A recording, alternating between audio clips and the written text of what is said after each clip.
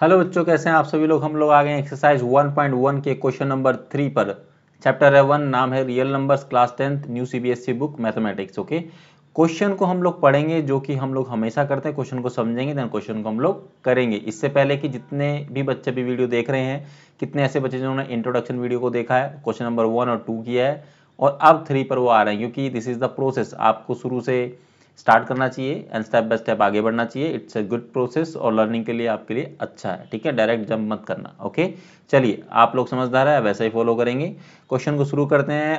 Question में क्या दिया गया, find the LCM and HCF of the following integer by applying the prime factorisation method. Okay, हमको prime factorisation method का apply करना है इन इंटीजर्स पर। हमको एलसीएम और एचसीएफ निकालना है सिंपली। तो फर्स्ट पार्ट है आपका, फर्स्ट पार्ट क्या है आपका, ये है आपका 12 है, 15 है एंड 21 है। ठीक है, चलिए प्राइम फैक्टराइजेशन से देखते हैं। 12 का पहले निकालते हैं तो 2 से क्या आएगा, 6 हो जाएगा।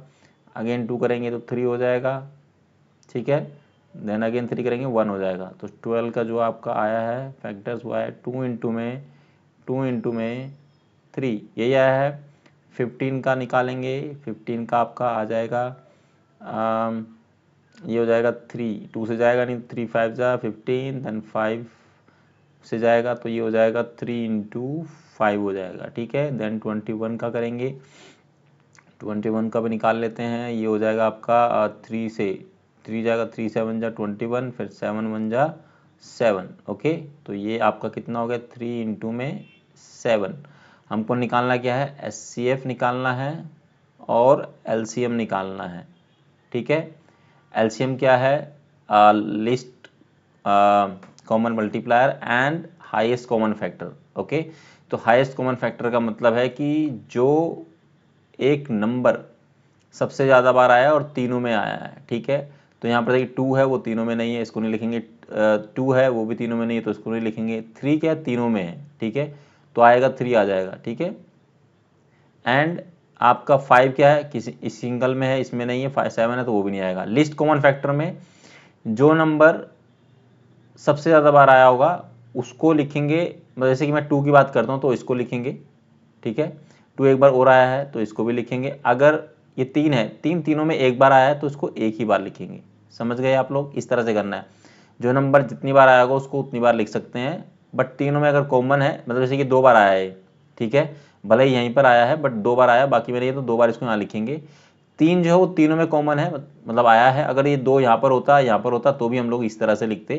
तो 3 है जो तीनों में है, तो 3 को एक बार लिखेंगे। 5 क्या है, यहाँ पर एक बार है। ठीक है, इसके बाद 7 भी आपका एक बार है। ठीक है, तो ये तो 3 आ जाएगा।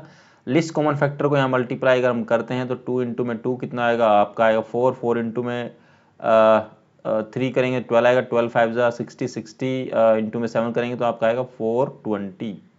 ठीक है, तो पहला आपका सोल्व हुआ। सेकंड का पार्ट निकालेंगे, 17 का निकालते हैं। चलिए 17 के फैक्टर क्या आएंगे, ओहो ये तो सिंपल हो जाएगा। तो ये तो 17 मतलब 17 से ही जाएगा, तो ये हो गया। यहाँ पर हम लोग सिंपली लिख लेते हैं, हमको पता है। तो ये आएगा 1 इंटू में 17, 23 किसी और टेबल से डिवाइड नहीं होता, तो ये 1 इंटू में 23। ठीक है, मतलब 7 इंटू 1 भी लिख सकते हैं आप, बोथ आर सेम। और 29 इज इक्वल टू 1 इंटू में 29। अब हमको निकालना क्या है, एलसीएम निकालना है और एचसीएफ निकालना है। सबसे पहले हम लोग एचसीएफ निकाल लेते हैं। एचसीएफ क्या है कि जो तीनों में कॉमन है। देखिए 0 तो नहीं होता एचसीएफ, तो 1 आएगा, तीनों में 1 है। ठीक है, तो ये आपका एचसीएफ होगा 1। एलसीएम क्या होगा, सिंपल है, 1 इंटू में 17 इंटू में 23 इंटू में 29।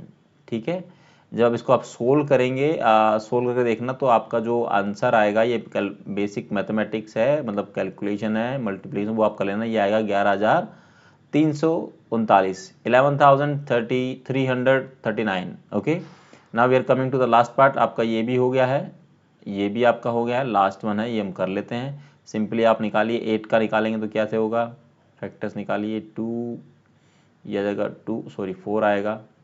ठीक है, अगेन 2 से करेंगे। ठीक है, तो 2 आएगा।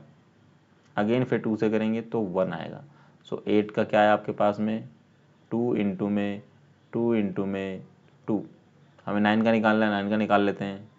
9 का बेसिकली आपका होगा 3 से होगा, तो 3 3 जा 9 होता है, अगेन 3 आएगा, 1 हो गया, तो 3 इंटू में 3 हो गया बच्चों।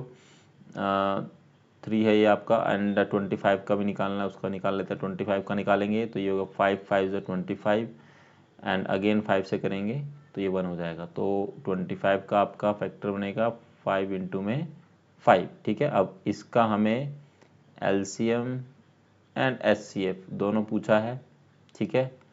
तो एचसीएफ है ना हाईएस्ट कॉमन फैक्टर, तो आप देखो कि 2 जो है वो किसी में भी कॉमन नहीं है, ठीक है, एंड ये भी किसी में कॉमन नहीं है, मतलब 3 भी नहीं है, ये भी नहीं है, तो क्या होगा, तो 0 तो नहीं हो सकता, 1 होगा, ठीक है। जहाँ पर आपको ना मिले common factor, highest common factor, तो वहाँ पर आप 1 लिख सकते हैं, ठीक है। देखिए देखिए इसमें 2 है तो यहाँ पर भी नहीं, यहाँ पर भी नहीं है, ये 2 तो होगा ही नहीं। 3 है, वो 3 यहाँ पर भी नहीं है, यहाँ पर भी नहीं। 5 है जो वो किसी में नहीं कॉमन, मतलब हाईएस्ट कॉमन फैक्टर जो है कोई है ही नहीं, तो 1 होगा। लिस्ट कॉमन फैक्टर के लिए क्या करेंगे आप, ये 2 है इंटू में 2, तो ये तीनों आएंगे, ठीक है। उसके बाद 3 भी दोनों आएंगे आपके, ठीक है। उसके बाद 5 भी दोनों आएंगे आपके, ठीक है। आप इसको मल्टीप्लाई जब करेंगे तो 2 इंटू में 2 4, 4 इंटू में 2 करेंगे तो आपका 4 दूनी 8, 8 3 जा आपका 24 होता है। मतलब यहाँ पर अगर हम लोग सिंपली देखें तो ये आपका 8 हो जाएगा, ये इंटू में यहाँ से यहाँ तक करेंगे तो 9 हो जाएगा। मतलब अगर सिंपल करना है, सो 9 8 72, 72 इंटू में आप करेंगे तो आपका 25 करेंगे तो ये आपका होगा नियरली 1800 के आसपास आएगा आपका, ठीक है। तो बच्चों ये आपका क्या हुआ, यहाँ पर क्वेश्चन क्या हुआ, समाप्त हो गया। सो क्वेश्चन नंबर 3 यहाँ पर समाप्त होता है बच्चों। अगर इस क्वेश्चन में, बहुत आसान था, अगर इस क्वेश्चन में कोई भी डाउट है, कोई क्वेरी है, कोई समस्या, कोई परेशानी, तो आप कमेंट सेक्शन में पूछ सकते हैं। और मेरे साथ साथ प्रैक्टिस जरूर करें। आप लोगों ने शायद क्वेश्चन खुद से ट्राई किया भी होगा, आप लोगों ने कर भी लिया, क्योंकि इंट्रोडक्शन पार्ट अगर आपने देखा है तो आपने क्वेश्चन कर लिया होगा, ठीक है।